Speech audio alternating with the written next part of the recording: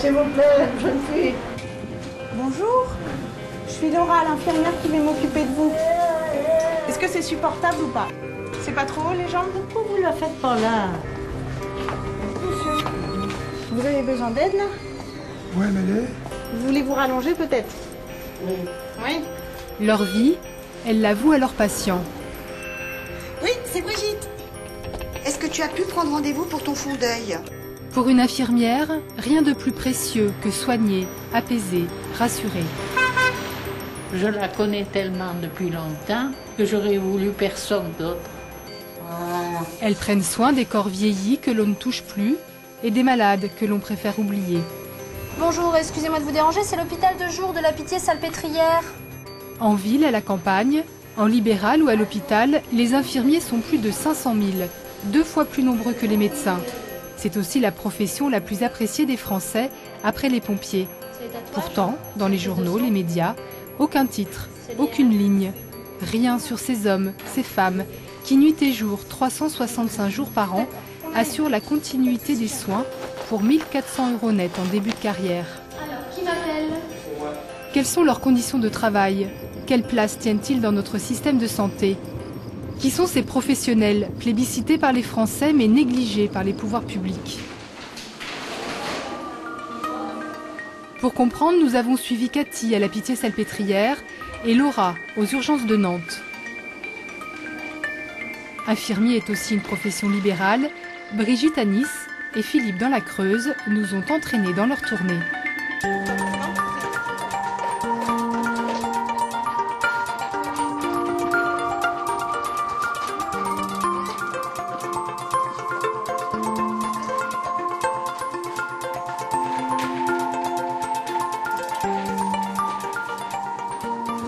Je vous remets un petit peu d'oxygène, madame. D'accord? Vous vous souvenez, dans le nez? Pas trop. Pas trop, ça va? Bah, autrement, vous êtes gênée pour respirer. Laura a 29 ans. Elle est infirmière depuis 4 ans. Elle travaille au CHU de Nantes, service des urgences. Son bureau, plusieurs dizaines de mètres carrés de service et 22 box de consultation. Avec une trentaine de collègues, ils prennent en charge en moyenne 200 personnes par jour. Mes collègues vous amènent. D'accord, madame? Il est 13h30. La journée de Laura commence. Comme ses collègues dans les box voisins, un de ses rôles est d'accueillir les patients.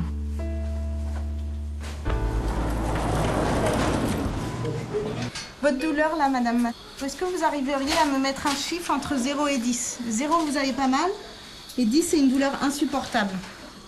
Vous savez pas? Je vais vous prendre votre tension, madame, d'accord? En attendant le médecin, la responsable d'un malade, c'est l'infirmière. Elle surveille l'état de sa patiente et administre les premiers médicaments. Est-ce que vous avez toujours mal? Je vais prévenir le médecin pour qu'il vienne la voir parce qu'elle a toujours une tension un peu rapide, un peu basse et un point un peu rapide. Elle a toujours mal. Donc voilà, du coup, il va falloir qu'il vienne la voir rapidement. Tu sais où il est, Thomas, mon interne? Il est parti manger. T'en sais rien? Non. Il faut que je lui passe d'autres médicaments et le médecin n'est pas là pour me prescrire les médicaments. Donc je vais le chercher, mais je sais pas où il est. Voilà. Sans prescription médicale, interdiction pour Laura de donner le moindre traitement. Et avec seulement un médecin pour 4 patients, il faut frapper à plusieurs portes avant d'en trouver un. Est-ce que tu pourras aller voir la dame du 13 après? Parce qu'elle a 8,5 de tension. Elle a désaturé si elle n'avait pas assez d'oxygène. D'accord. Voilà. Merci. Le médecin est briefé. Place à la patiente suivante, plutôt récalcitrante. Tout à fait. Je vous pique, madame Aguès, d'accord? Bougez pas. Je pique, hein? Oh là là, mais ça va me faire mal là. Attendez, bougez pas. Mais ça me fait mal. Je sais que c'est pas... Ça y est, 2 minutes. Arrivée dans la matinée, cette dame diabétique de 78 ans est à jeun depuis la veille. Pour soigner, pour enfiler des aiguilles, vous êtes là. Mais alors, pour servir ne serait-ce qu'un thé avec 2 biscottes, c'est pas sorcier. Et oui, mais s'il y a des examens à faire et qu'il faut que vous soyez à jeun, moi je peux pas vous donner à manger tout de suite si le médecin m'a pas donné l'autorisation. Et c'est ça. Et si je crève sur le temps, là, vous ne me donnez pas à manger non plus. Je vais demander au médecin tout de suite, madame. D'accord? Et je vais pas rester là toute la journée non plus. Ben, j'espère pas. Pour vous. D'accord. Voilà. Je vais demander au médecin. Hein. Biscotte ou médicament, Laura doit toujours en référer au médecin. Donner un thé, je peux lui donner. Merci. Pendant ce temps, box 13, l'état de la patiente s'aggrave. Les médecins ont diagnostiqué un choc septique. Ils demandent à Laura une perfusion de noradrénaline, une drogue de réanimation rarement utilisée aux urgences. Désolée, je vais vous donner d'autres médicaments là. Pour tout vous dire, ça fait des mois que je ne l'ai pas utilisé. Donc on a dit 21 mg dans 50 ml. C'est compliqué parce qu'il y a des calculs de doses à faire et qu'il ne faut pas se tromper. Il ne faut pas du tout se tromper. C'est des médicaments assez importants et assez... enfin, comment dire, qui sont utilisés dans les urgences réelles, on va dire. Je sais pas si c'est très français ce que je vous dis, mais c'est surtout qu'il y a des calculs de doses et qu'il ne faut pas se tromper. Donc je suis un peu concentrée là. Les gestes sont précis. À la demande des médecins, nous quittons le box. Fin de mission pour Laura. Sa patiente est prête pour partir pour le bloc opératoire. On se sent comment après ? HS. Et il est que 16h30. Donc il y a encore un peu de travail, je crois bien. Déjà 3 heures de travail non-stop et encore aucune pause. Mais il va vraiment falloir que j'y aille. Donc on va vérifier que les autres patients sont à peu près bien et que je puisse aller moi aussi à mes toilettes parce que ça devient urgent.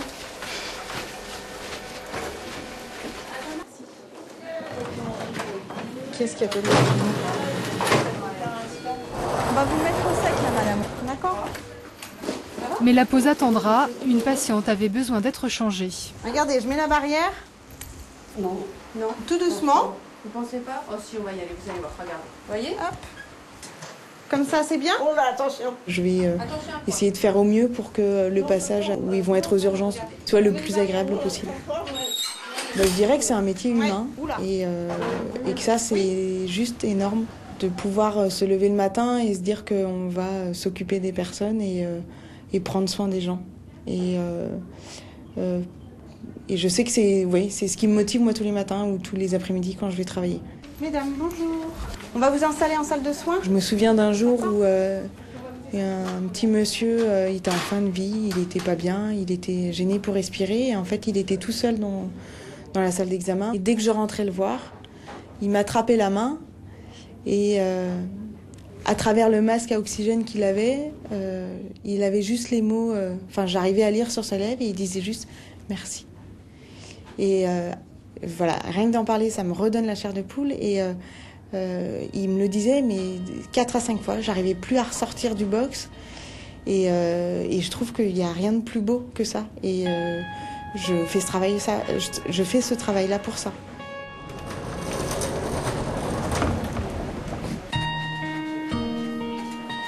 Mais à Nantes, comme dans tous les services d'urgence, les files d'attente des malades chroniques, âgés, désocialisés s'allongent.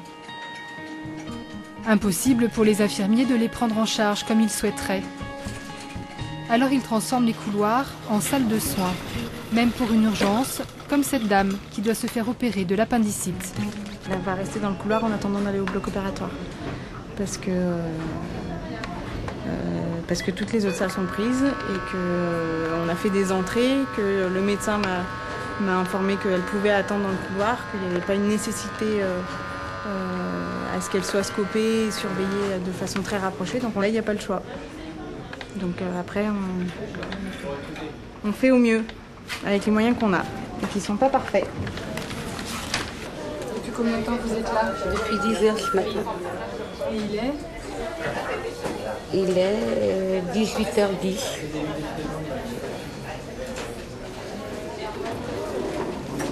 Face à l'attente, la douleur et l'angoisse des patients, les infirmières sont toujours en première ligne. Là, votre glycémie, elle est encore trop élevée. Eh ben, j'y comprends rien. Elle se lève toute seule, comment faire alors? Ça, je peux pas vous l'expliquer, madame. Eh ben, vous devriez, quand on vient dans les établissements comme ça qui sont prévus pour soigner ça, on doit pouvoir expliquer. Alors pas tout de suite, non. On ne peut pas forcément expliquer là tout de suite. Et encore moins aux urgences quand vous arrivez et qu'on ne sait pas pourquoi les choses se sont aggravées. Non, là, Madame Aguel, je ne peux pas vous dire pourquoi votre glycémie elle est augmentée. Il n'empêche qu'elle est augmentée, que si vous voulez que je vous donne un repas à manger, il faut que je vous fasse de l'insuline.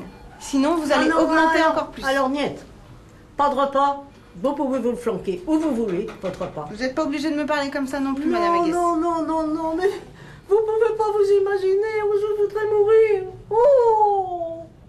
Mais oui, je voudrais mourir, vous vous imaginez pas ce que c'est. Ne m'apportez pas de repas. D'accord, je vais... Très bien. Je vais en parler au médecin.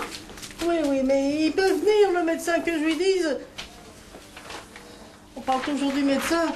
C'est comme l'Arlésienne, on le voit pas.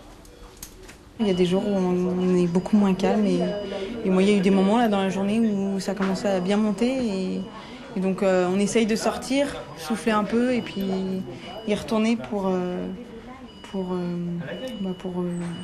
reprendre un peu son calme, mais non c'est pas facile et c'est pas tous les jours qu'on est calme. Il y a des fois où on s'énerve aussi, on est humain. Il est 21h. L'appendicite part enfin au bloc. Une vieille dame de 93 ans attend toujours une place en gériatrie. Une nouvelle journée s'achève pour Laura. Malgré son jeune âge, elle est déjà amère. Physiquement et psychologiquement, c'est très prenant et je tiendrai pas 40 ans. Je suis à 4 ans, j'ai des bonnes périodes où ça va moins bien et où les conditions, le rythme de travail, l'agressivité des gens est très très pesante et très dur à vivre et du coup non, je pense que c'est pas bon. À un moment on arrive au burn-out, on arrive à l'épuisement professionnel, on n'est plus humain, on peut être maltraitant et moi je veux pas atteindre ce stade-là, donc je partirai avant. Épuisement, burn-out, réalité ou simple état d'âme d'une jeune professionnelle. Selon les études, près de 30% du personnel hospitalier serait en surmenage. Nous rencontrons Anne, 20 ans, de bons et loyaux services aux urgences de Nantes. À quelques mois de la retraite, elle ne mâche pas ses mots.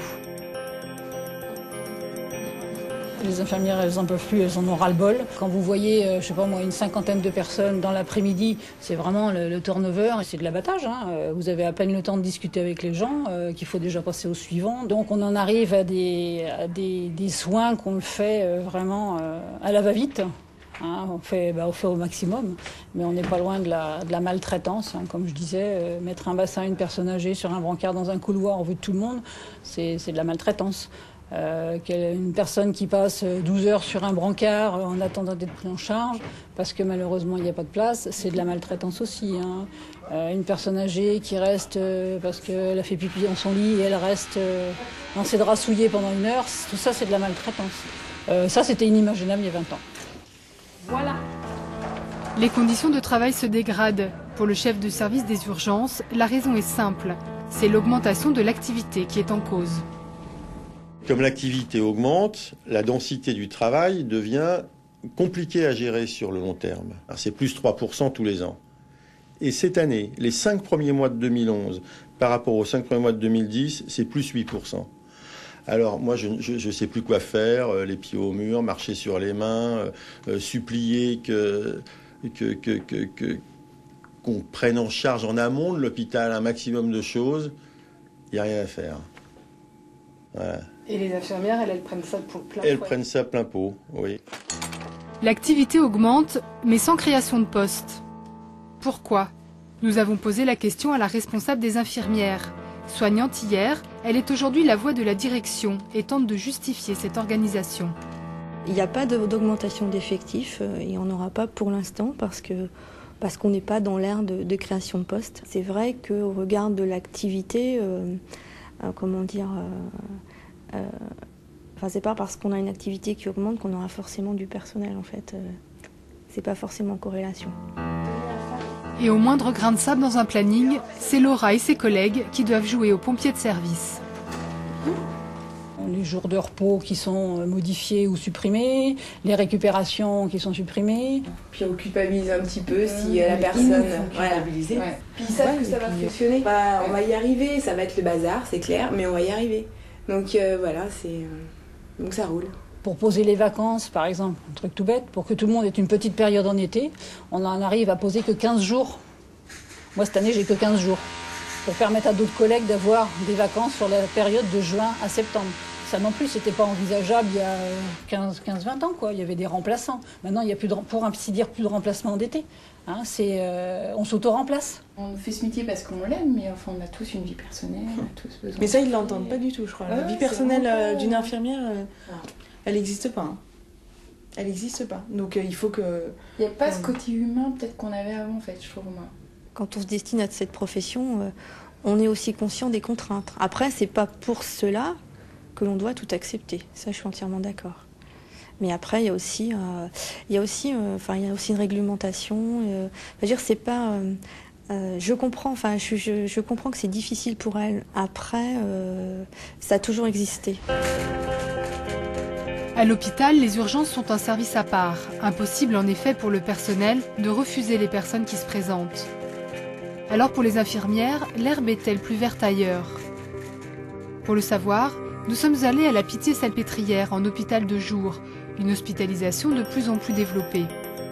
Ici, les patients entrent le matin, sortent le soir.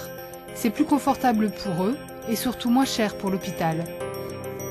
Mais les infirmières dans tout ça, comment travaillent-elles dans ce type de service?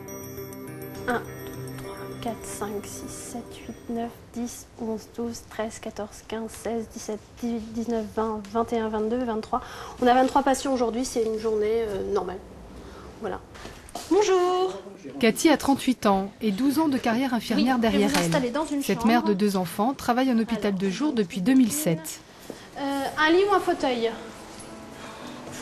Un fauteuil. Alors venez avec moi, je vous trouve un fauteuil. Venez avec moi. Un lit ou un fauteuil? Chaque matin, elle accueille ses patients atteints de graves tumeurs au cerveau. Ils viennent ici parfois depuis de longs mois pour recevoir leur dose de chimiothérapie. C'est bizarre ça, profitons-en. Oh, c'est toujours comme ça. Côté mer ou côté montagne? D'accord. C'est parfait, merci. Bonjour, c'est Cathy. C'est pour te dire qu'il y a 3 patients qui sont arrivés déjà. J'arrive. Merci, salut.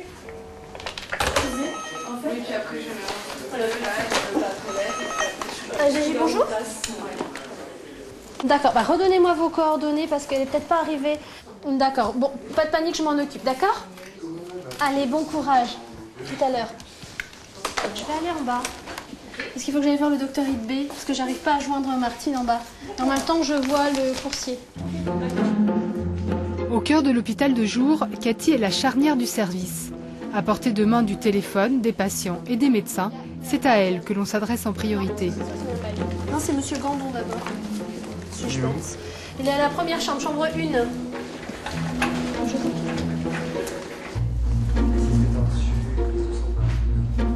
Et même pendant un soin, elle répond à toutes les sollicitations. Voilà, bon tout à l'heure. De retour au bureau, cette fois-ci par téléphone, elle gère les malades en difficulté à domicile. Vous pouvez me rappeler au poste 60 422. Merci. Oui, bonjour, c'est l'hôpital de jour de la Pitié-Salpêtrière. Oui. J'ai enfin reçu votre bilan sanguin du 18. Oui, c'est l'hôpital de jour. Donc je me permets de vous rappeler par rapport à vos questions. Et sans changer de tenue, la voici secrétaire médicale. Eh ben, je vous mets à 14h. Oui. Voilà. Bon, c'est noté. Eh ben, bonne journée. Au revoir. Elle est à la chambre 9 ? Toute la matinée, elle cherche des solutions pour améliorer la vie de chacun. Alors, on vous met à 8h30 une IRM le jour de la rentrée scolaire. Le jour où ils rentrent en grande section. On va essayer de changer l'horaire, mais on vous promet rien parce que c'est eux qui décident en fait. On va faire un petit mot en plaidant votre cause. Voilà. On est au 7e patient de la matinée.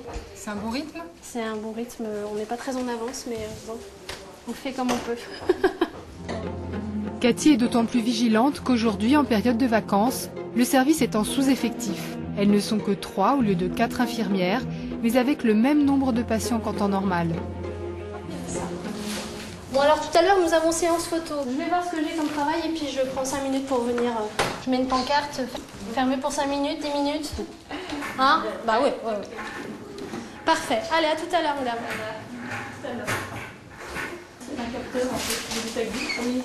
Si on ne prend pas un temps pour aller voir les patients et les perfuser, on pourrait ne pas les voir. On pourrait faire secrétaire hospitalière tout le temps. C'est pas un peu frustrant? Si, énormément, parce qu'en plus, moi j'adore ça, j'ai fait l'hôpital de jour surtout pour voir les patients et pour discuter avec eux, donc c'est vrai que c'est très frustrant. Il y a des jours où on se dit on ne fait que ça. Voilà. Et pour cause, pour chaque malade, elle doit remplir non pas un, mais plusieurs formulaires, des feuilles de suivi de service, des fiches de traçabilité et enfin le dossier infirmier qui sera la preuve de son passage auprès du malade. Ça, on est évalué là-dessus en fait. Donc en fait, on sait si les infirmières travaillent bien à partir de ça. Donc, si on le remplit mal, ça veut dire qu'on ne travaille pas bien. C'est un peu ambigu cette histoire parce que je passe plus de temps à noter là-dedans que d'aller voir le patient. Voilà, donc ça c'est frustrant. Ouais. Je crois vraiment qu'aujourd'hui, le personnel soignant qui travaille dans les hôpitaux, on lui en demande beaucoup plus, mais beaucoup plus qu'il y a quelques années, au nom de la sécurité et du principe de précaution. Parce qu'on veut garantir la sécurité 100%, le principe de précaution avec le parapluie, le parasol, ceinture, bretelles, tout. Hein, bon. Et ben tout ça, ça a un coût humain et ça a un coût en temps. Voilà. Il faut prendre conscience de ça. C'est une évolution sociale. Donc c'est pas les infirmières d'aujourd'hui veulent en faire moins. Non, c'est pas vrai.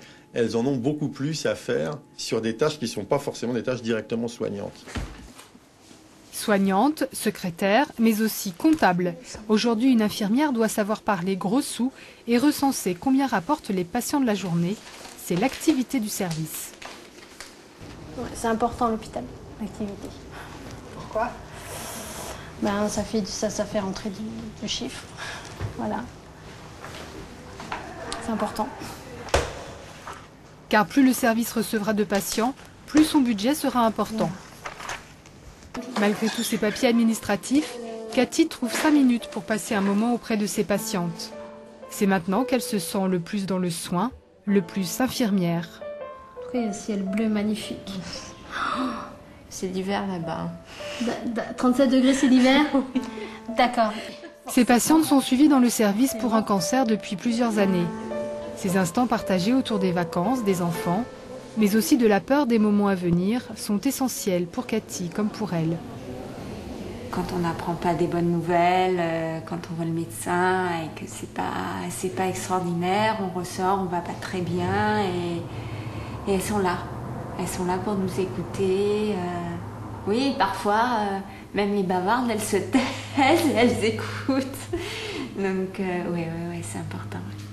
Et on est là pour les bons comme pour les mauvais moments. Et les mauvais moments, c'est comme dans la vie, donc il faut qu'on se soutienne, il faut qu'on se serre les coudes. Hein, voilà. Et puis voilà, on a une vie devant soi et donc il faut remonter le moral des troupes. Elle a l'air d'être forte pour ça. Ah oui, elle est très, oui.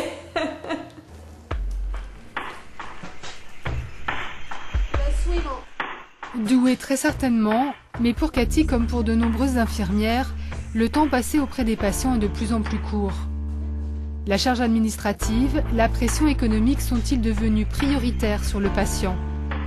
Impossible de recueillir une réponse claire auprès des infirmières soumises au droit de réserve. Nous avons donc posé la question à un syndicat infirmier, le seul libre de s'exprimer. On est effectivement dans une logique de faire du chiffre et cette logique industrielle à flux tendu, ça va pas dans un univers comme le nôtre. On est là pour être infirmière, apporter des soins et pas d'être une technicienne spécialisée dans une usine à soins. Usine à soins, augmentation de l'activité, budget, charge administrative. La profession infirmière est au cœur de la tourmente qui secoue l'hôpital public.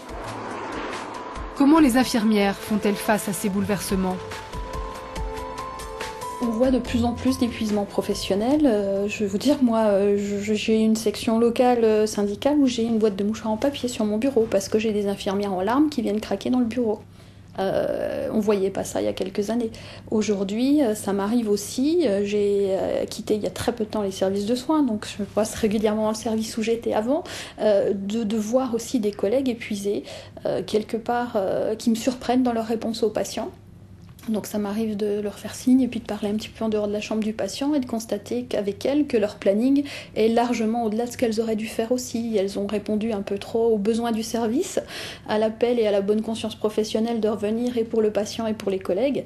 Et puis finalement, quand on regarde, elles sont épuisées et elles n'ont plus la même disponibilité pour le patient. La réponse est un peu plus agressive que ce que j'ai connu moi il y a quelques années.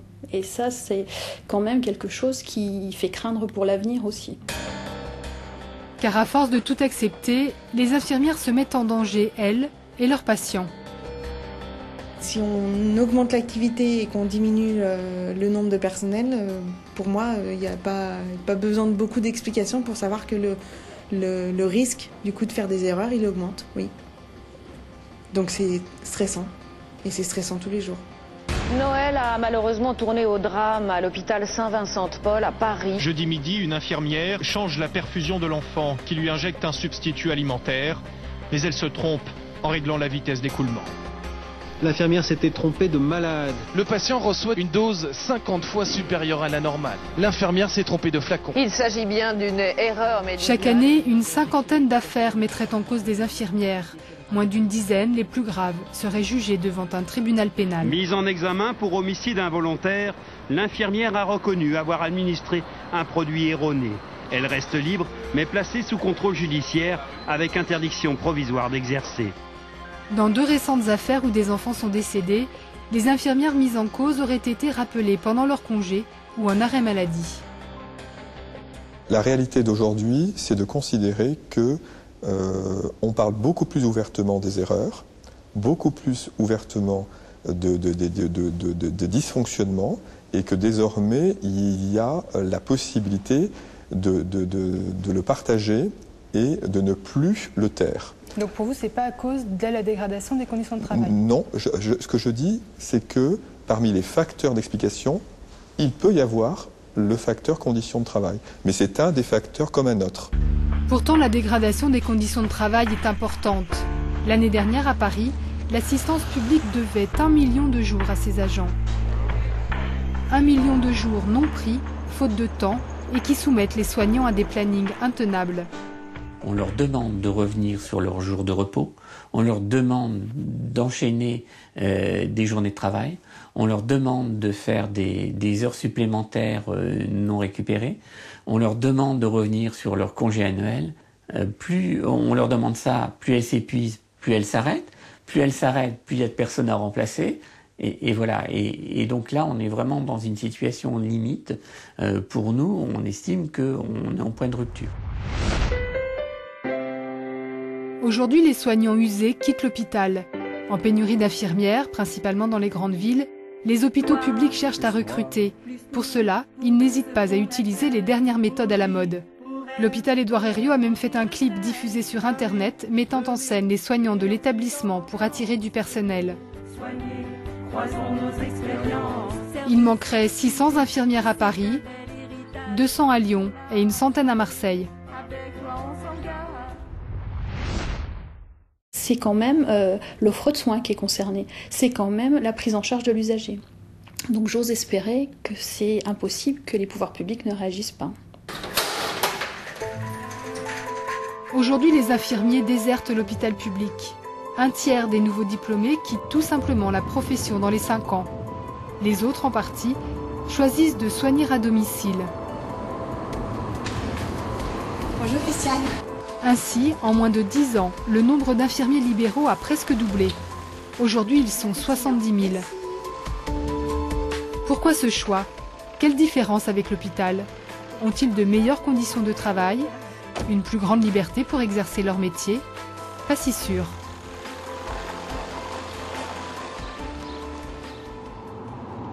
« 7 h du matin, plateau de Millevaches, dans la Creuse. À 59 ans, Philippe n'a travaillé que 5 ans à l'hôpital avant de s'installer en libéral. Il part en tournée chaque matin, depuis maintenant 25 ans. Ce qui m'a séduit dans le libéral, c'est le côté indépendance. Plus de structure hospitalière, qui peut être aussi pesante, c'était pas trop mon truc ça. Et puis le côté timing, rapidité du métier. Et la rapidité, Philippe aime ça. Sa tournée, il l'amène à un train d'enfer. Ce matin, il va passer la moitié de son temps en voiture, l'autre moitié, soit 2h30, à visiter 25 patients dispersés sur le plateau. Dans cette région très rurale et isolée des grands axes, le premier hôpital est à 1 heure de voiture. Alors, c'est quoi le meilleur?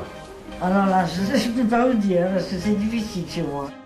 Le passage de l'infirmier permet aux habitants de ne rien changer à leur vie, malgré la maladie. Si vous ne pouvez pas passer chez moi, je ne ferai rien. Je resterai là. Vous ne pouvez pas vous déplacer? Ben, je peux bien me déplacer, mais à condition qu'on vienne me chercher. Toute seule, vous pouvez pas conduire? Ah, moi, j'ai jamais conduit de ma vie. Ma bourrette, oui. Pour aller dans les champs, c'est tout. Oh non, moi, j'ai jamais conduit. Comme tous les libéraux, Philippe ne touche pas de salaire, mais des honoraires. Il est payé à l'acte et ses patients sont aussi ses clients. La prise de sang toute seule, c'est 4,70. Là, on en est avec, parce que c'est quand même aller loin du cabinet, là, donc avec le déplacement et tout, là, on en est à 16 €. Bon, en sachant comme d'habitude que concrètement, on touche la moitié, quoi. Donc là, j'ai gagné 8 €. Voilà. Mais dans cette région où les personnes âgées vivent souvent seules, où les médecins sont de plus en plus rares, les passages de Philippe ne se réduisent pas à l'acte remboursé par la sécurité sociale. Son travail, c'est aussi la surveillance quotidienne des patients, comme celle de ce monsieur qui souffre de gros problèmes cardiaques. Chaque jour, Philippe lui prépare ses médicaments. On est payé uniquement pour préparer les médicaments. Voilà, donc ça fait ce qu'on appelle un AMI1. C'est-à-dire c'est 3,15 €.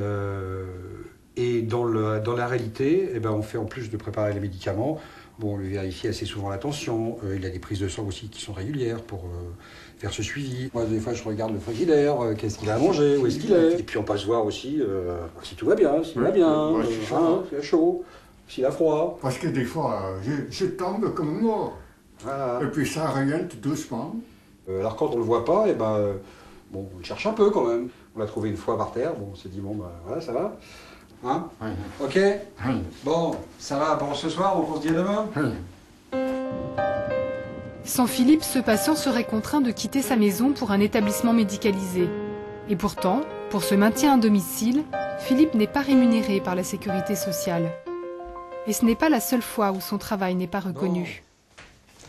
Bon. Alors, un petit peu en retard. Oh oui. Hein? Vous serez de bonne heure, les poules auront des dents. Ah, vous allez me soigner ce matin. Ah. Plusieurs soins infirmiers ne sont même pas inscrits sur la liste qui recense les actes remboursés par l'assurance maladie. Cette liste, c'est la nomenclature. Dans la nomenclature, eh ben, la pose de bas varices, qui est pourtant finalement assez pratiquée, parce que très utile, ça n'existe pas. Alors pour Madame Tarade, comme on fait que poser des bas varices, en fait on ne code pas réellement ce qu'on fait. On pose des bas varices, on code une injection. Mais on est, je dirais presque hors la loi. Il faut revoir la nomenclature.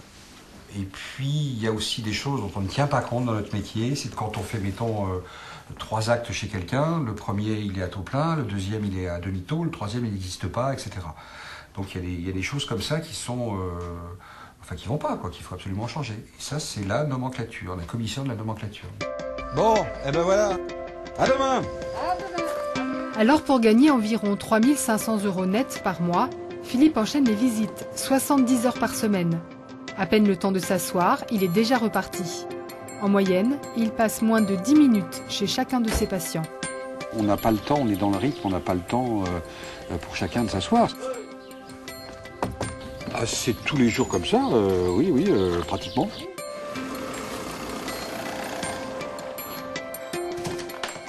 Le dimanche, c'est un petit peu plus cool.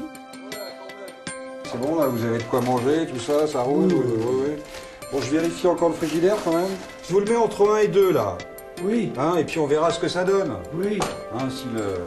Après-demain. Bon, moi c'est après-demain. Hein. Hein, mais la canne, c'est tous les jours. Hein, d'accord? Allez, au revoir. Je vous dis au revoir. Hein? Allez. Oui, on est plus ou moins obligé, je veux dire, hein, de par la demande, de par ce qu'on est payé, etc. et tout, d'avoir quand même de voir beaucoup de gens. Je vois pas comment ça peut se faire autrement. Une salariée qui va être à mi-parcours, enfin, je veux dire, en termes d'âge, hein, etc., je gagne au moins le double. Mais ceci dit, des fois, avec des collègues, on s'amuse à faire le rapport. Temps passé, je gagne le double, mais je suis pas loin de bosser du double.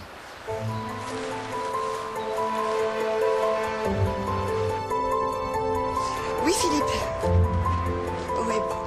Non, vous ne me dérangez pas du tout. Comment vous allez? Brigitte, elle aussi, est infirmière libérale. Elle travaille à Nice depuis 30 ans. Mais contrairement à Philippe qui enchaîne les patients, elle a choisi de prendre en charge des maladies lourdes en prenant le temps nécessaire.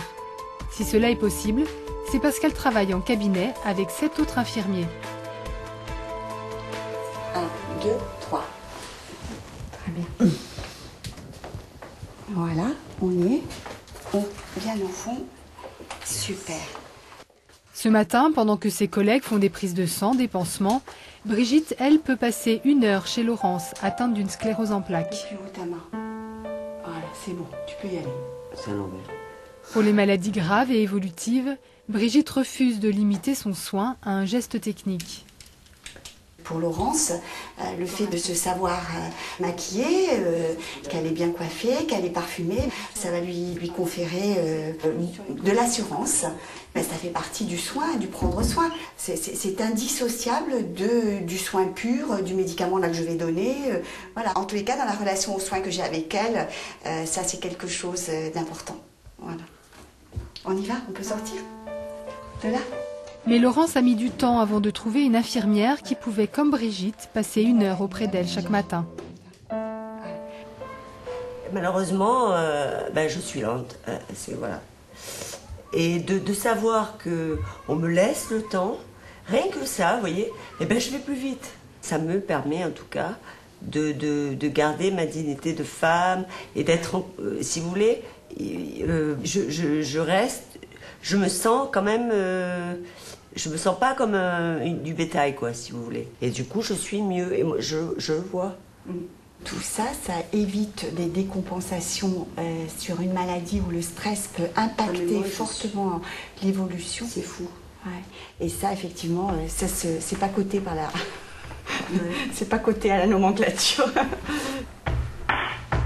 Nomenclature ou pas, Brigitte a choisi d'exercer son métier d'infirmière sans contrainte. Bonjour Monsieur Cusumano, ça va? Oui, c'est Brigitte. Ainsi, depuis 30 ans, elle s'est spécialisée dans la prise en charge du diabète. Aujourd'hui, elle rend visite à Marcel. Depuis quelques semaines, elle organise pour lui la mise en place d'une pompe à insuline. Il y a eu l'infirmière du centre d'éducation hier. Oui. Donc, qui m'a donné effectivement les examens pour qu'on essaie la pompe. Ouais. Donc, il faut que tu prennes rendez-vous ce matin. Hein? Ouais, je vais. D'accord. C'est pour ça que je voulais y aller, je dis comme ça. D'accord.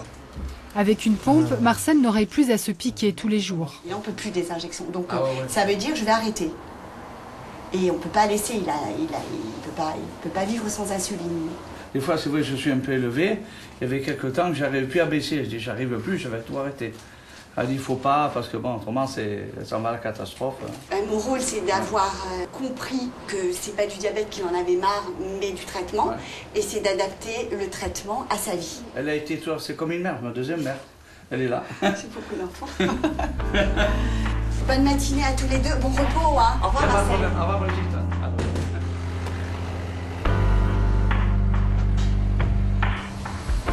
Pour de nombreux patients, Brigitte fait le lien avec leur médecin. C'est elle, par exemple, qui a suggéré aux diabétologues de modifier la prise en charge du diabète de Marcel. Pour Marcel, il faut déclencher la mise sous pompe.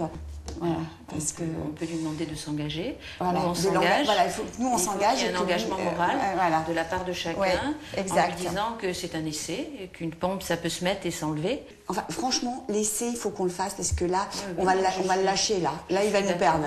On va le perdre. Je ne me serais pas permis à ce genre de patient de poser une pompe, dans la mesure où ça demande quand même une discipline, une structure, des réactions particulières et rapides, puisque l'acidocétose, les comas peuvent arriver beaucoup plus rapidement.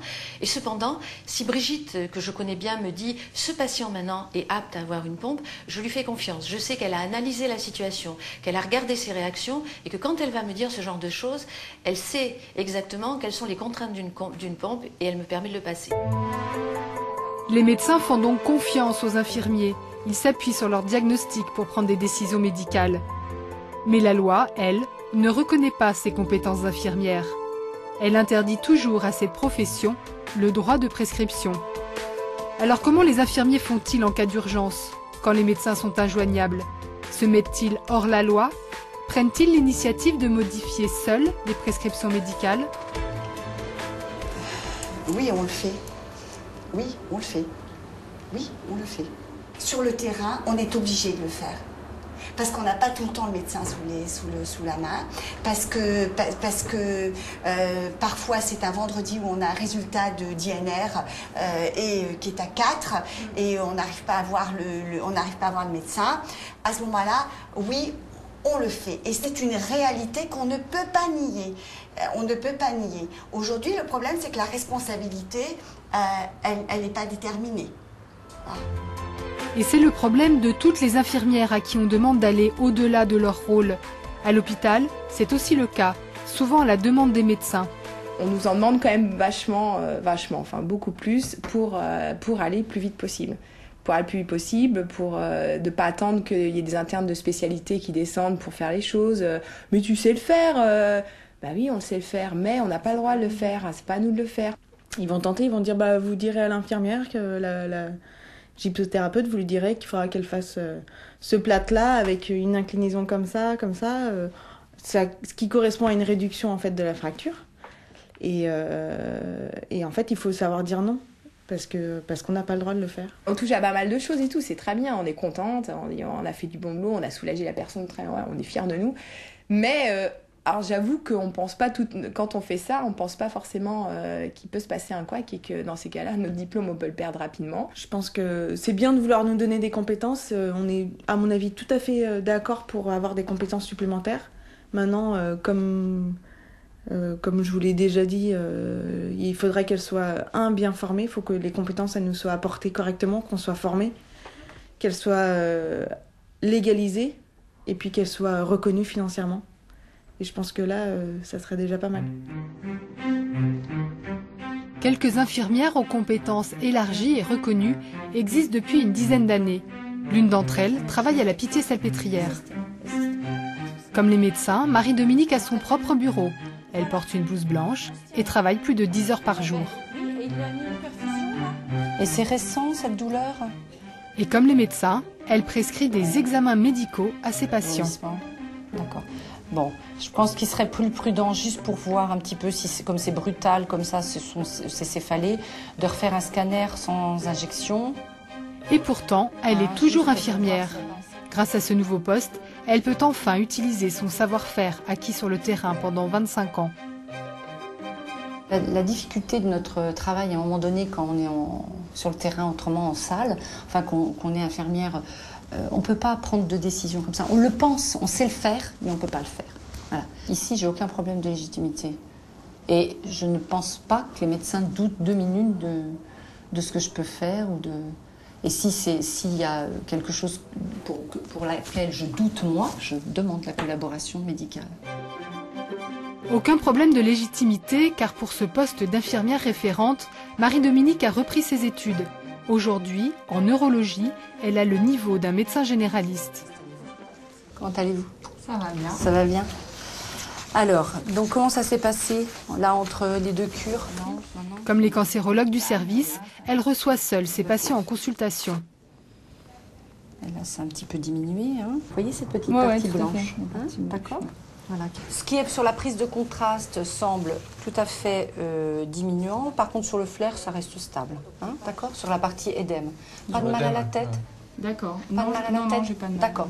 Pas de rien du tout? Non. Pas de nausées, vomissements, choses comme ça? D'accord. Elle lit les IRM, prescrit des traitements, et à aucun moment, elle n'en réfère à un médecin. Un comprimé par jour, c'est maximum. D'accord ? La seule chose qui aurait pu se passer, par exemple, aujourd'hui, c'est une IRM qui n'est pas du tout améliorée, par exemple, au contraire qui s'aggrave. Et là, je serais retournée vers le médecin. Je travaille jamais toute seule, quoi. Je décide pas toute seule des grandes stratégies de soins.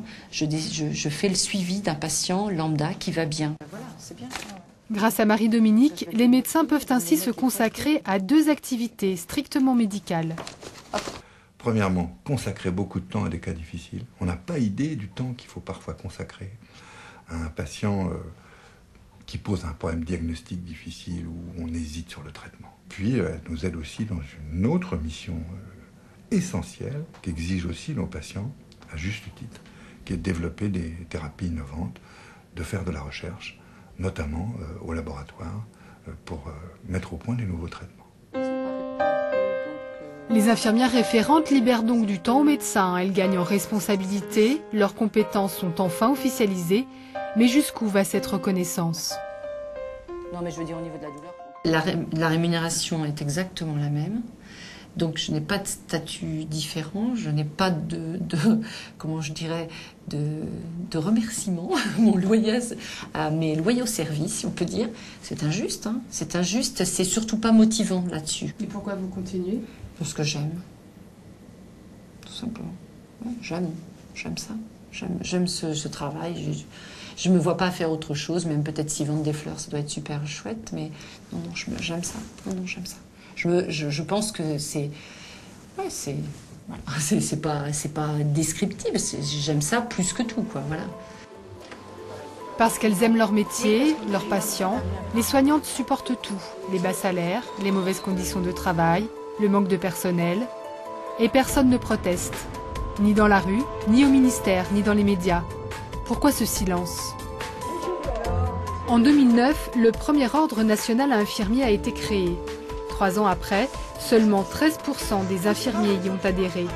Pourquoi cette profession ne s'organise-t-elle pas pour parler d'une seule voix ?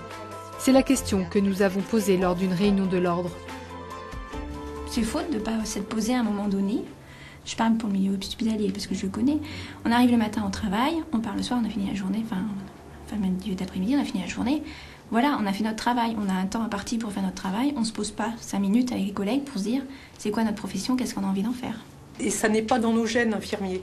On n'a pas l'habitude, on ne nous a pas donné l'habitude de parler, d'intervenir. On est toujours en effectif réduit. Dès qu'il y a une grève, on ne peut pas se libérer parce qu'on fait partie d'effectifs réquisitionnés. Et notre grand malheur, c'est notre conscience professionnelle. Ouais. Et on ne peut pas abandonner le poste. On ne peut pas. D'office, le malade est toujours au cœur de notre préoccupation. Oui, mais quand même. Donc ils en profitent. On est une profession majoritairement féminine. Quand on défile, on est bien sage, on est sur le trottoir, on ne dépasse pas du trottoir. Il suffit de mettre 2-3 mecs et là, pouf, ça part quand on est emmené. Et Puis on nous a jamais donné la possibilité non plus de s'exprimer. On est toujours considérés comme sous le larbin des médecins. La bonne sœur du milieu médical. On est encore resté dans certains domaines, effectivement, comme les infirmières avec les cornettes, quoi. C'est une profession du silence, je pense. Donc, voilà, les cornettes, peut-être encore, entre guillemets, c'est vrai. Une âme de bonne sœur, peut-être. Trop dévouée, certainement. Et il est encore long, le chemin qui permettra aux infirmières de s'émanciper. Voilà, c'est aussi un peu notre faute. Faut qu'on apprenne à dire stop. Faut qu'on y arrive. C'est pas facile. Je pense qu'il faut vraiment affirmer son savoir, affirmer ses compétences, affirmer notre autonomie. Ça, c'est important. Moi, je voterais bien pour un candidat à la présidence de la République qui promet de revaloriser le statut salarial des infirmières, sans démagogie.